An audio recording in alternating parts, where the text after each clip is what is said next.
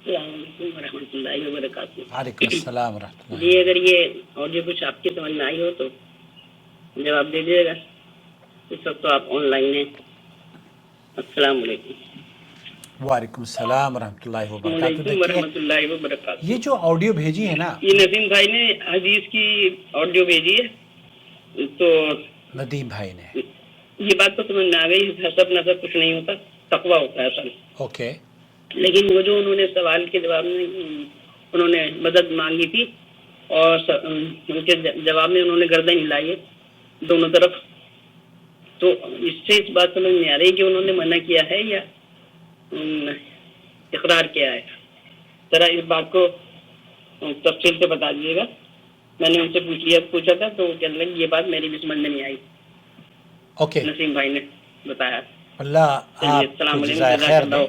आप जवाब जल्दी दे दें तो अच्छा है। मैं इंशाअल्लाह आपकी खिदमत में जवाब पेश करूँगा। नसीम भाई को मेरा सलाम कहें, अल्लाह ताला उनकी इज़्ज़त और आबरू और उनका इक़बाल मज़ीद बुलंद फरमाए, और वो जो दीन की खिदमत अंजाम दे रहे हैं अल्लाह रब्बुल आलमीन उसे शर्फ़ क़बूलियत बख्शे। नदीम साहब हैं, मैं शख़्सी तौर पर शायद मेरी कभी मुलाकात हुई हो, क्योंकि मुसर्रत साहिबा बताती हैं कि वो यहीं जद्दा या मक्का में कहीं रहते थे, लेकिन शक्ल सूरत से वाकिफ़ नहीं हूँ। बहरहाल जो ऑडियो है वो मैं अपने व्यूवर्स के साथ शेयर करूँगा। खूबसूरत पैगाम है और उसकी वज़ाहत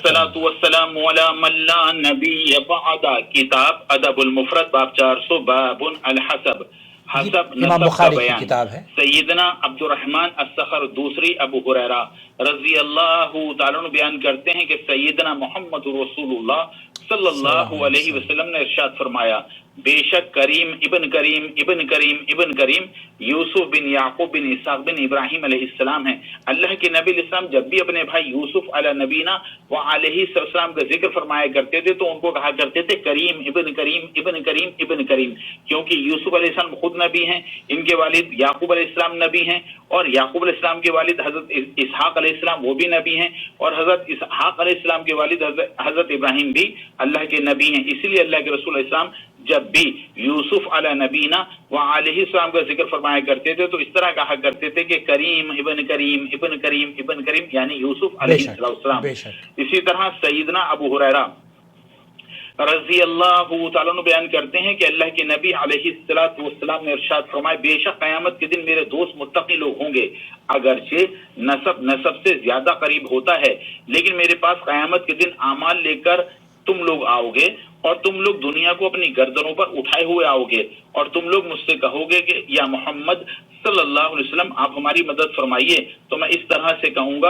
और आपने दोनों जानिब मुंह फेर कर बताया, औ कमा क़ाला अलैहिस्सलातु वस्सलाम। इसी तरह अल्लाह के नबी इस्लाम के चाचाजाद भाई सैयदना अब्दुल्लाह बिन अब्बास ये फरमाते हैं कि किसी को इस आयत पर अमल करते हुए मैं आम तौर पर नहीं देखता, या अय्युहन्नासु इन्ना खलक़नाकुम मिन ज़करिन औ उन्सा इला इंदल्लाहि अतक़ाकुम, ए लोगों बेशक हमने तुम्हें एक मर्द और एक औरत से पैदा फरमाया है, तुम्हारे खानदान और कबीले बना दिए ताकि तुम एक दूसरे को पहचान सको। बिला शुबा अल्लाह ताला के नजदीक तुम में से सबसे ज्यादा इज्जत वाला वो है जो सबसे ज्यादा तक़वे वाला है। बस एक आदमी दूसरे आदमी से जब ये कहता है कि मैं तुझसे ज्यादा इज्जत वाला हूँ, हालांकि तक़वे के बगैर कोई भी किसी से ज्यादा इज्जत वाला नहीं होता। पता चला कि सैयदना अब्दुल्लाह बिन अब्बास के जमाने में भी कुछ लोग ऐसे थे जो अपने हसब नसब पर फख्र करते थे और दूसरे से कहते थे कि मैं तुझसे ज्यादा अफजल हूं, जैसा कि हमारे यहाँ भी इंडिया पाकिस्तान में सैयद मुगल, पता नहीं अपने आप को ये शेख पठान क्या समझते हैं, अल्लाह मुस्तान। इसी तरह वहाँ भी ये शमरानी होते भी मदरी चंद बड़े बड़े कबाइल, और खास तौर पर ये वो कबाइल जो असल बदू हैं, ये उन लोगों को जो मुजन्नत सऊदी हैं, जो इधर उधर से अगर ताबिये लेके सऊदी बने, उन लोगों को आमतौर पे कुछ बेदीन लोग बड़ा ऐसे लोगों को हक़ीक़ समझते हैं, इल्ला मन रहीम रब्बुक, सिवाय उनके जिन पे अल्लाह का करम है। अल्लाह ताला इस तरह की बदतमीजियों से हर माशरे के मुसलमानों को बचना आसान फरमाए, आमीन। इसी तरह अल्लाह के नबी इस्लाम के चाचाजाद भाई अब्दुल्लाह बिन अब्बास ये फरमाते हैं कि तुम इज्जत वाला किसको समझते हो, हालांकि अल्लाह ताला ने इज्जत वाला वाज़ेह कर दिया है कि तुम में से अल्लाह के यहाँ सबसे ज्यादा इज्जत वाला वो है जो सबसे ज्यादा तक़वे वाला है। तुम हसब किस चीज को समझते हो, तुम में हसब के एतबार से अफजल वो है जो तुम में अखलाक के एतबार से सबसे अच्छा है। अल्लाह ताला हमें अखलाक के एतबार से सबसे अच्छा इंसान बनना आसान फरमाएं, आमीन। अस्सलाम वालेकुम व रहमतुल्लाह। बहुत शुक्रिया। ये हदीस है اور مسرت یہ جاننا چاہ رہی ہیں کہ نبی کریم صلی اللہ علیہ وسلم نے جب اپنا رخ مبارک اپنی گردن کو دونوں طرف پھیرا تو اس سے آپ منع فرما رہے تھے یا کس کی طرف اشارہ کر رہے تھے؟ تو حدیث کا سیاق اور سباق جو معنی اور مفہوم سمجھ میں آتا ہے، کیونکہ یہاں ان اکرمکم عند اللہ اتقاکم، یہاں تقوی کی بنیاد پر بات کی جا رہی ہے۔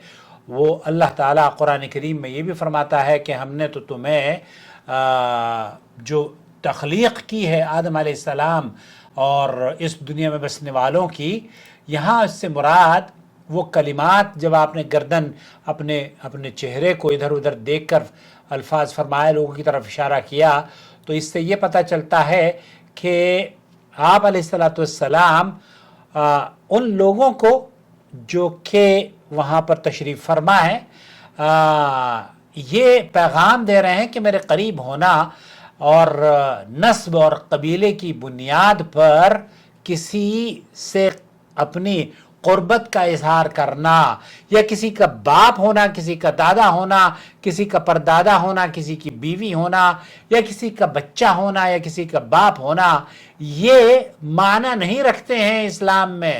اسلام میں تو ان اکرمکم عند اللہ اتقاکم، تو آپ علیہ السلام نے حسب اور نسب کسی کے کام نہیں آئے گا۔